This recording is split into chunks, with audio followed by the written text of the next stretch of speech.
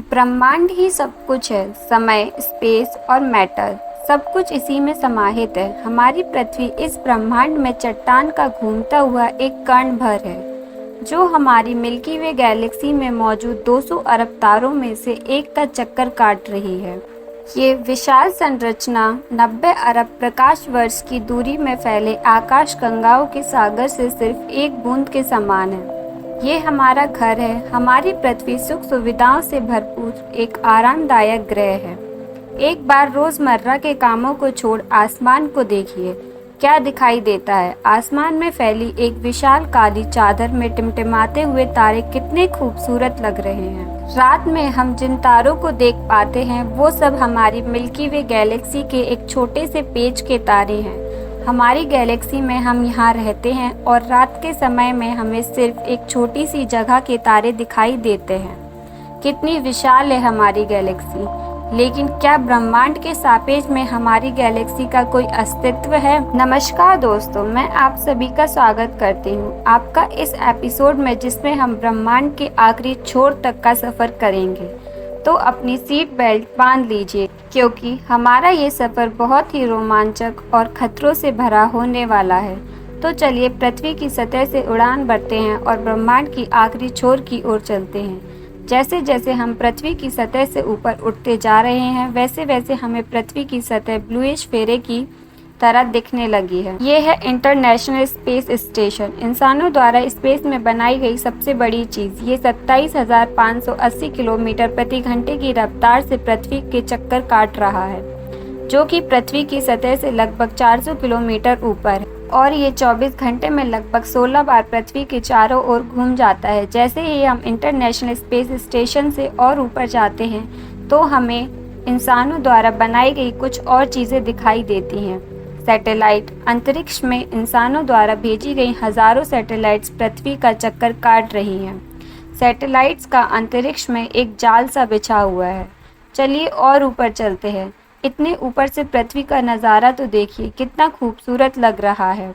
हम पहुंच चुके हैं चांद के पास। हमसे पहले यहाँ 12 एस्ट्रोनॉट्स आ चुके हैं, जिनमें नील आर्मस्ट्रॉन्ग पहले व्यक्ति थे जो इसकी सतह पर उतरे थे, और उनके पैरों के निशान आज भी चांद की सतह पर देखे जा सकते हैं। चांद पर कोई वायुमंडल नहीं है, इस वजह से ये निशान सदियों तक ऐसे ही बने रहेंगे। हम अभी अपने घर से लगभग 4 लाख किलोमीटर दूर हैं और चंद्रमा से हमारा ग्रह कुछ इस तरह दिखाई देता है।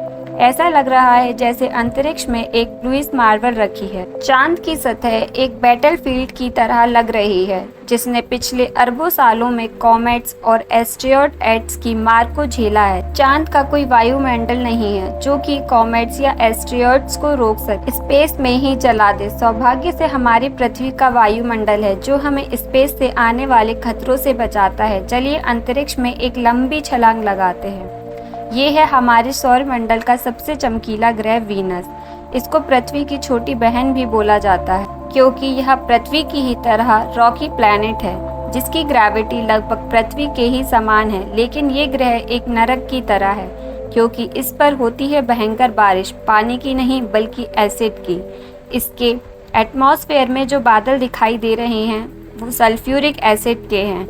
हमारे सौरमंडल में से वीनस एकमात्र ऐसा ग्रह है जिस पर सबसे ज़्यादा ग्रीन हाउस इफेक्ट होता है। सूर्य की गर्मी इस पर आती तो है, लेकिन वापस नहीं जा पाती, जिसकी वजह से ही 30 के एटमॉस्फेयर के अंदर ट्रैप होकर रह जाती है। यही कारण है कि शुक्र ग्रह हमारे सौरमंडल का सबसे गर्म ग्रह है, जिसका तापमान 665 डिग्री सेल्सियस है। इसकी सतह पर काफी मात्रा में ज्वालामुखी मौजूद हैं, जो इस ग्रह को और ज्यादा खतरनाक बनाते हैं। इस प्लेनेट पर कुछ भी सरवाइव नहीं कर सकता। चलिए अपनी जर्नी को और आगे बढ़ाते हैं। ये है सूर्य के पास मौजूद ग्रह मरकरी। इस ग्रह की धरती हमारे चंद्रमा जैसी नजर आती है, जिस पर बड़े बड़े गड्ढे मौजूद हैं। इस ग्रह के दिन और रात के टेम्परेचर में बहुत ज्यादा डिफरेंस है।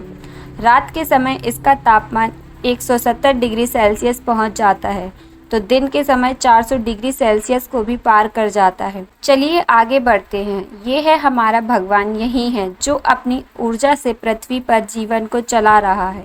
अगर ये ना होता तो हम ना होते। पृथ्वी से लगभग 150 मिलियन किलोमीटर दूर मौजूद है।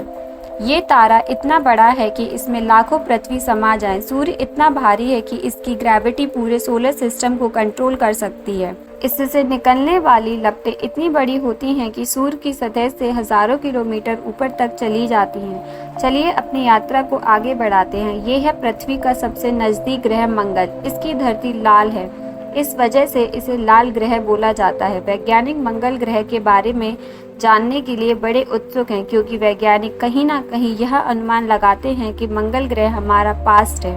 अगर हम मंगल पर आए हैं तो हम इसे कैसे मिस कर सकते हैं।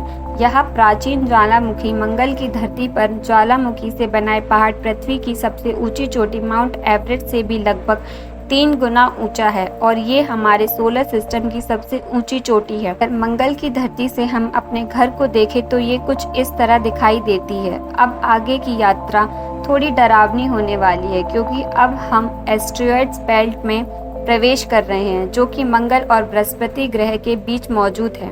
इसमें मौजूद है बड़ी बड़ी और विशालकाय चट्टानें, जो कि सूर्य के चारों ओर घूम रही हैं।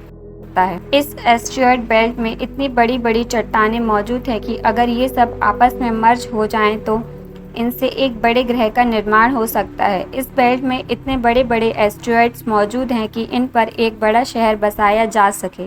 जैसा कि हम जानते हैं कि 450 मिलियन साल पहले हमारे सौर मंडल में ग्रह बने, लेकिन एस्टेरॉयड बेल्ट में मौजूद ये मलबा जैसा का तैसा रह गया। एस्टेरॉयड बेल्ट में मौजूद मलबा एक प्लैनेट बन सकता था, लेकिन एक बड़ी शक्ति ने इस मलबे को प्लैनेट नहीं बनने दिया, और वो शक्ति थी जुपिटर की। जुपिटर ग्रेविटी ने एस्टेरॉयड्स बेल्ट में एस्ट्रोनॉट्स को प्लैनेट नहीं बनने दिया। जुपिटर हमारे सोलर सिस्टम का सबसे बड़ा प्लैनेट है और इसके ढेर सारे चंद्रमा हैं। ये इतना बड़ा है कि हमारे सोलर सिस्टम के अन्य सभी प्लैनेट्स को मिलाकर भी इतना बड़ा ग्रह नहीं बनाया जा सकता। ये है जुपिटर। ये है जुपिटर का हैट्रेड स्पॉट्स, ये लाल धब्बा। जुपिटर की सतह पर सदी के अन्य सभी प्लैनेट्स को मिलाकर भी इतना बड़ा ग्रह नहीं बनाया जा सकता। ये है जुपिटर का ग्रेट रेड स्पॉट्स, ये लाल धब्बा जुपिटर की सतह पर सदियों से चला आ रहा है। ये एक विशाल तूफान है। ये रेड स्पॉट्स इतना बड़ा है कि इसमें 3 पृथ्वी समा जाए। जुपिटर एक गैस या प्लैनेट है, इस वजह से इसकी सतह पृथ्वी की तरह ठोस नहीं। अगर आप जुपिटर की सतह पर उतरे तो आप इसकी सतह में खड़े नहीं हो सकते, बल्कि सीधे इसके अंदर चले जाओगे। जुपिटर इतना विनाशकारी है कि वहीं इसके चंद्रमा जीवन के पनपने के लिए आइडियल साबित होते हैं। जुपिटर के दर्जनों चंद्रमाओं में से एक यूरोपा, जो कि पूरी तरह बर्फ की मोटी चादर से ढका हुआ है। वैज्ञानिक मानते हैं कि यूरोपा की सतह पर जमीन हुई बर्फ के नीचे पानी तरल रूप से मौजूद है। इस पर पानी का तरल रूप में होना जीवन के होने के संभावनाओं को बढ़ाता है। हमारे सोलर सिस्टम में बृहस्पति ग्रह के चंद्रमा यूरोपा पर वैज्ञानिक जीवन होने की प्रबल संभावना जताते हैं। हमारा अगला पड़ाव है हमारे सौरमंडल का सबसे खूबसूरत प्लैनेट शनि ग्रह के छल्ले इसकी सुंदरता में 4 चांद लगाते हैं, जो कि इसकी सतह से लाखों किलोमीटर ऊपर तक फैले हैं। ये है शनि ग्रह का एक चंद्रमा टाइटन। इसका खुद का एक एटमॉस्फेयर है, इस पर हवा है, बारिश होती है, यहाँ तक कि इस पर ऋतुएं भी बदलती हैं। इस पर नदियाँ और सागर मौजूद हैं। ये चंद्रमा देखने में लगभग पृथ्वी की ही तरह, लेकिन इस पर जो नदियाँ और सागर हैं वो पानी के नहीं बल्कि लिक्विड नेचुरल गैस के हैं। अगर हम किसी भी तरह इस नेचुरल गैस को पृथ्वी पर ला पाए तो ये इतनी ज़्यादा हैं कि हज़ारों साल तक ये हमारे शहरों को रोशन कर सकती हैं। वैज्ञानिक अनुमान लगाते हैं कि अरबों साल बाद जब सूर्य गर्म होने लगेगा और एक रेड जॉइंट बन जाए, तब टाइटन हैबिटेबल जोन में होगा। उस समय टाइटन पर पृथ्वी जैसी परिस्थितियां मौजूद होंगी। इस वजह से वैज्ञानिक टाइटन को भविष्य में पृथ्वी मानते हैं। अभी हम अपने घर से इतनी दूर आ चुके हैं कि यहाँ से हमारी पृथ्वी एक डॉट की तरह दिखाई देती है। अब जैसे जैसे हम अंतरिक्ष की गहराई में और आगे बढ़ते जाएंगे, वैसे वैसे पृथ्वी हमारी आंखों से ओझल होती जाएगी। हमारा अगला पड़ाव है यूरेनस। प्राचीन समय में यूरेनस और नेपट्यून के बारे में कोई भी जानकारी नहीं थी, जब तक टेलीस्कोप का आविष्कार नहीं हुआ। हमारी सौर व्यवस्था का सबसे आखिरी प्लैनेट है नेपट्यून। हमारा सोलर सिस्टम बहुत बड़ा है, लेकिन नेपट्यून के बाद भी हमारा सोलर सिस्टम ख़त्म नहीं हो जाता। अपने सोलर सिस्टम की गहराई में हम आगे बढ़ते हैं तो हम पहुंच जाते हैं कुएं पर बेल्ट, जो पिछली एस्टेरॉयड्स बेल्ट से 20 गुना चौड़ी और 200 गुना ज़्यादा फैली। ग्रहों की लिस्ट से बेदखल किया जाने वाला प्लेटू भी इसी कुएं पर बेल्ट का सदस्य है। वेपर बेल्ट में एस्टेरॉयड बेल्ट से भी ज़्यादा बड़े बड़े ऑब्जेक्ट मौजूद हैं, जिनकी खुद की ग्रेविटी की वजह से इनके चंद्रमा भी हैं। चलिए आगे चलते हैं। हमारी पृथ्वी से 13 मिलियन किलोमीटर दूर सूर्य से सबसे दूर मौजूद ऑब्जेक्ट सेडना, ये एक ऐसा स्पेस ऑब्जेक्ट है जो सबसे दूर सूर्य की परिक्रमा कर रहा है। इसकी खोज 2003 में हुई थी। ये सूर्य की एक परिक्रमा 10,000 सालों में पूरी कर पाता है। चलिए अब अपने सोलर सिस्टम से बाहर का रुख करते हैं। अभी हम इंटरनेशनल स्पेस में प्रवेश कर चुके हैं। देखिए अंतरिक्ष की गहराई में ये क्या ट्रैवल कर रहा है। ओह, ये तो वाउचर 1 स्पेसक्राफ्ट। यही तो इकलौता स्पेसक्राफ्ट है जो कि इंसानों द्वारा बनाई गई सबसे दूर मौजूद चीज है। यह पृथ्वी से अब तक 19 अरब किलोमीटर दूर जा चुका है। इसने अंतरिक्ष में काफी सवालों से पर्दा उठाया है। ये बंदूक से निकली बोल्ट